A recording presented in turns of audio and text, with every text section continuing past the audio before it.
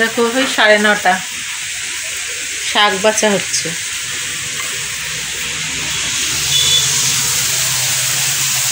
আমি এদিকে করছি রান্না, মাংসর ভুনি হবে আজকে।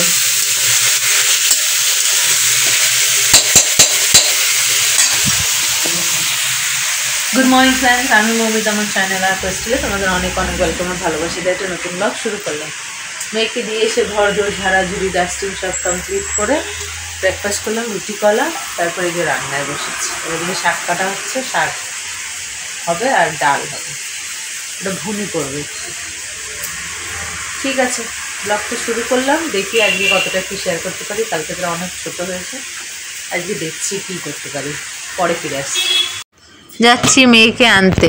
আর এই বেলা করে না খুব গরম লাগে, ওই সকালবেলায় আর সন্ধ্যের পর থেকে একটু ঠান্ডা লাগে, নাহলে এই এই মানে বেলা করে না একটু গরম লাগে। হেঁটে হেঁটে যাই আসি তো ঘেমে যাই, এখনো সেরকম ঠান্ডা পড়েনি। দেখো 12:15 রান্নাবান্না হয়ে গেছে।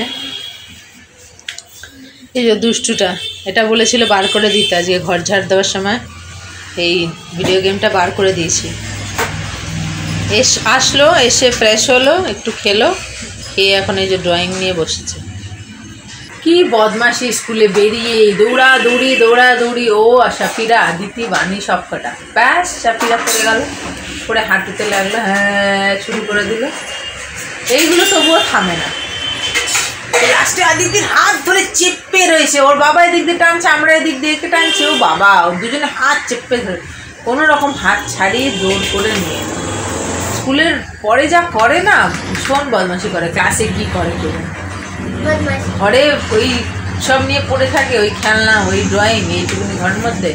স্কুলে ওই বন্ধু পেলে একদম পাগলামি করে। তারপরে এসে এই যে এখন হয়ে গেছে, ঘর দোর পরিষ্কার হচ্ছে, তারপরে স্নান টান করে ফিরে আসছি। এই যে 1:35 লেট হলো আজকে, কটা এক্সট্রা কাপড় ধুলাম। এতে আছে ভাত, এতে মনে হয় ডাল, হ্যাঁ এই যে ডাল, এতে হচ্ছে মেথি শাক বেগুন আলু দিয়ে, কারণ একটু তিতা হয় তো, ওতে বেগুন আলু দিয়ে ভেজেছে। আর এই যে মাংসের ভুনি, ওই ছোটো ছোটো আলু এনেছে বাবা, সেই আলুর দমের আলু। এর খুব মানে সক্স আর প্যান্টটা খুব নোংরা করেছিল, আর ওই টিফিন বক্স যেটার মধ্যে র্যাপ করে দিই, ওই 3টে ধুয়ে দিলাম। আর আজকে একটু লেটও হয়েছে, একটু লেট হলো তো এখন ঝটপট বসি। এই আয় 8টা বাজে। এটা ঘুম থেকে উঠলো, দাদু এনেছিল বোঁদে, একটুখানি বোঁদে খেলো, খেয়ে দিয়ে খেলা করছিল। তারপরে এই যে পড়বে না তো, এইভাবে খেলার ছলে পড়াচ্ছি, এর মধ্যে লিখছে, লিখে খেলছে আবার পড়ছে। ওই যে ড্রয়িং টয়িং করছিল, আমি এই যে ব্যাগ ফ্যাগ প্যাক করছি, গুছাচ্ছি, আর পড়াও হচ্ছে খেলাও হচ্ছে। না মা, গরম গরম বোঁদে এনেছিল, একটুখানি খেলো আর খেলো। এখন এগুলো হয়ে গেলে হয়ে যাবে।